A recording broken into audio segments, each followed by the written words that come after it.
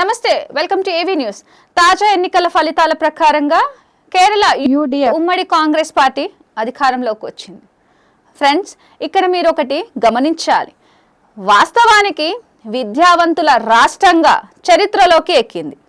అయితే దేశం మొత్తం మోడీ హవా నడుస్తున్న ఈ సందర్భంలో ఇక్కడ బీజేపీ ఎందుకు రాణించలేకపోయింది?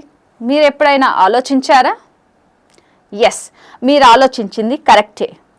బీజేపీ కేవలం మత ప్రతిపాదికన రాజకీయ కోణంలో జనాల్ని పూర్తిగా బీజేపీకి ఒత్తాసు పలికేలా చేసినప్పటికీ ఎక్కువగా చదువుకున్న రాష్ట్రంగా పేరుగాంచిన కేరళలో మాత్రం అసలు విజయం సాధించలేకపోయింది. చదువుకున్న ఓటర్లు ఇక్కడ చాలా తెలివిగా ఓటేసినట్టుగా కనిపిస్తుంది. వాస్తవానికి ప్రజాస్వామ్యంలో ఈవీఎంలు వాడకం తగ్గించేసి బ్యాలెట్ వాడకాన్ని పెంచితే ఖచ్చితంగా ప్రజలు కోరుకున్న ప్రభుత్వాలు ఏర్పడతాయని ప్రజల నుంచి వస్తున్న వాదన. అతిపెద్ద దేశమైన అమెరికాలో కూడా బ్యాలెట్తో ఎన్నికలు జరుగుతున్న ఈ సందర్భంలో ఇంకా మన దేశంలో ఈవీఎంల ద్వారా ఎన్నికలు జరిపి ఇది ఎవరి హవా అన్నట్టుగా ప్రజాస్వామ్యంలో మనం ఊహించుకోవాలి.